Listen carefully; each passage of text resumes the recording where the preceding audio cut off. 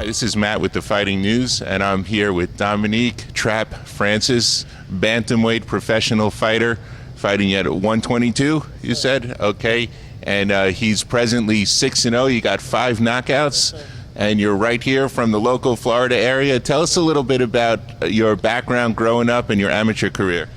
First of all, thank you for this interview. And my amateur career, it went really pretty well. I had over 110 amateur fights. You know, I fought some of the best. I beat some of the best, lost to some of the best. I have numerous national titles. I won silver gloves twice, won gold in Junior Olympics, supposed to qualify for the USA team like 3 times in a row, but that didn't fall through. And you know, we just been going hard since the age 10 years old. I used to catch a train from Miami and come all the way up to Boca. So you know, when you talk about dedication, that's something that I got, and it's no excuse for, you know, working hard. And they talk about what's the biggest transition going from amateur to pro. To me, it's not really a transition, because when you're an amateur, you should already be working hard, getting you ready for pro, getting you ready for professional. So leading up to your professional career, it shouldn't be like a big, you know, something that you're not used to. So everything been going well, and I just brought over my amateur background onto the pros, and that's it.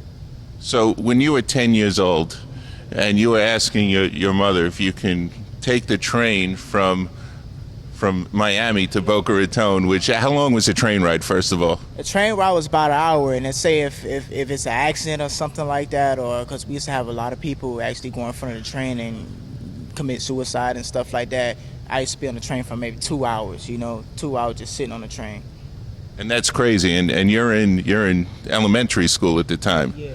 So did that interfere with your schoolwork? You were doing all your homework? We were doing the homework, but it did interfere though, because you know, a lot of times I would come home late, and let's say I'll go to school, you know, I'm tired in school, or even if I'm going to tournaments, I have to miss a couple of days out of school, probably 3-4 days in a row out of school, weeks after week. So you know, that stuff will play a part. So the school down there in Miami, they really wasn't, you know, some schools up north, they back boxing, but down there in Miami, they really don't back boxing or fun boxing like that.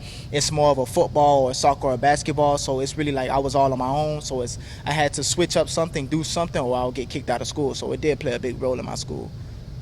But even at that young age, you were able to make the adjustments that you had to make, and stay in school, and keep your family happy. Also, how old were you when you knew that this was something that would be a career for you, that you had a future in the sport?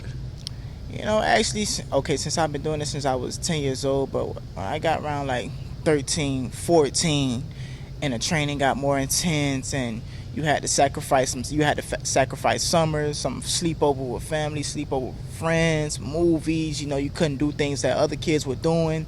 You couldn't have the fun. You know, you had to make a commitment at that age. So then I started realizing, you know, this is something that I want to do. When you look at the greats, at like Floyd Mayweather, he started boxing at like, since he was able to put on a pair of gloves at 2 years old. You know, so I look at these guys, him, the Sugar Rays, you know, guys like that, and they made adjustments at an early age. So I said, why can't I make an adjustment, you know? So at that age, pretty young, I made a commitment. And how old were you when you turned pro? I was 18 years old when I turned pro. Okay. And what were some of the big titles that you won? Let's go back to the amateurs. What were some of the big titles that you won when you were an amateur? I won like four state championships. I won bronze one time in Junior Olympics. I won gold in Junior Olympics. I won silver gloves 2 times. I won state golden gloves. You know, I won a lot of titles in amateur. Very nice, very nice. So because your last 2 fights, we had the announcers were like, wow, man, they're looking at you and they're saying, we got to look out for this kid. Where did he come from, you know? Right. All right, so right here, Dominique Trapp Francis. How can they follow you on Instagram? You guys follow me on Instagram at The Real Trapp. I'm going to say it again. The Real, then a period, that's for a punctuation mark, then Trapp, Trapp. And tell us, how did you get the nickname Trapp? Yeah, I got this nickname. I'm going to give you a little story, a little background. I remember we used to go to the tournaments in Kansas City with all my friends in Cincinnati. They used to always have this head movement, but it looked kind of similar to what my coach and us we used to work on back in when I had Anthony Ham. I used to ask him, what's that head movement that you guys doing? What is that? Is that like you guys biting my style sorta? They'll actually say, well, that head movement, we call it in the gym, we call it the Dominique, my first name. And I laugh. I was like, me and my father was like, well, what we doing is playing a factor in what you guys doing in the gym. So like, okay, so everybody used to be like, you so fast, you got lightning fast hands, you never know what you're gonna do. So you drop your left hand, you make me think you're open, you hit me with a right hand. So it came up with, you're a trap. So when somebody walk into a bear trap, what is it? They get stuck in, right?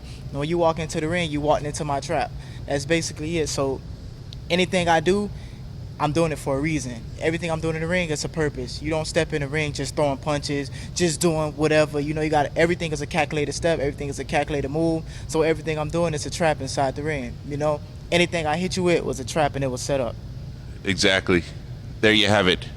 The origin of the nickname Trapp. Live in the flesh, man. Live in the flesh. You guys look out, watch out for it. Don't fall in any of my traps, even though you will. Don't fall in the trap. Even though you will. Yes, sir. Okay, there you have it. So he's not new to the sport. He's been here for a long time. He's been winning titles for a long time. And we wish you all the luck in the future, man. Thank you. Shout out to the Fight News. You guys get your apparel. And if you want any information, sign on to the Fight News. And that's a wrap. I ain't gonna lie, camouflage is my favorite, so you know what I'm saying? I'm thugging it. Hey, look. Fight News ain't no better news. You heard? You got it officially from here, Trapp Francis, the real Trapp. Now follow me on the Instagram at thereal.trapp, TRAPP. Make me fight, man. That's right, man. That's right.